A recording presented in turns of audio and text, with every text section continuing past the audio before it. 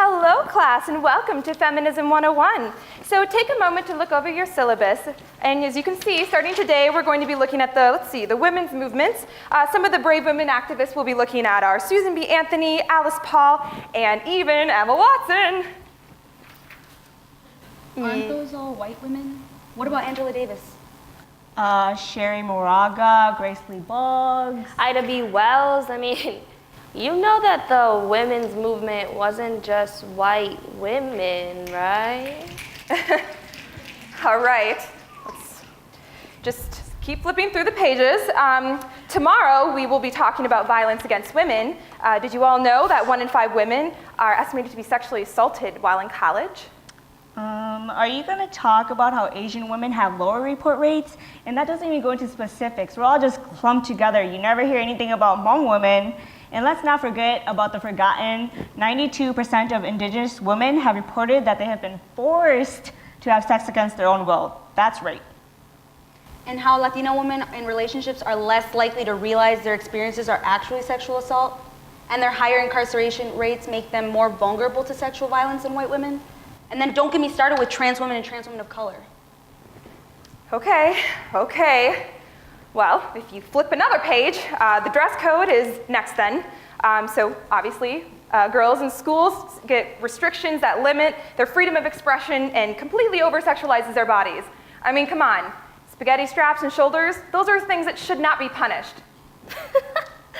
Let me guess. By freedom of expression, you mean the Free the Nipple campaign. How about we talk about the fact that women can't even cover their heads without being labeled a terrorist?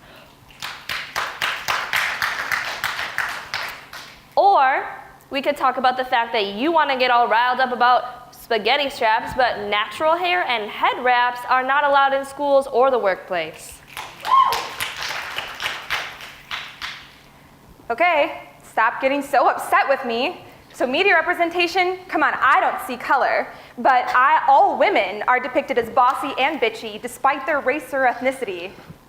Okay, but white women are offered roles where they are successful and powerful, while the media most likely always uses stereotypes for women of color. You know, Latinas playing maids, sex-obsessed women, the submissive Asian woman, the typical angry black woman.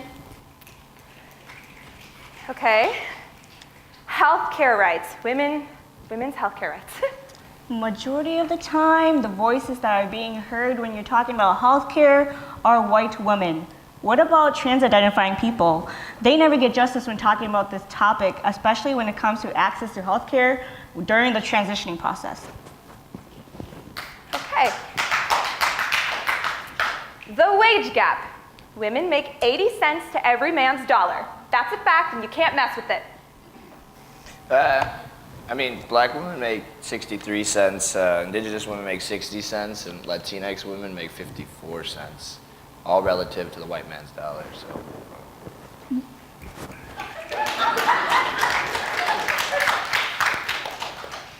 What?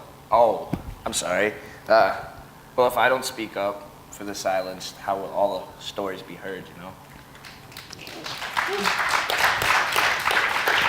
All right, fine, I give up. How about you all just teach this class?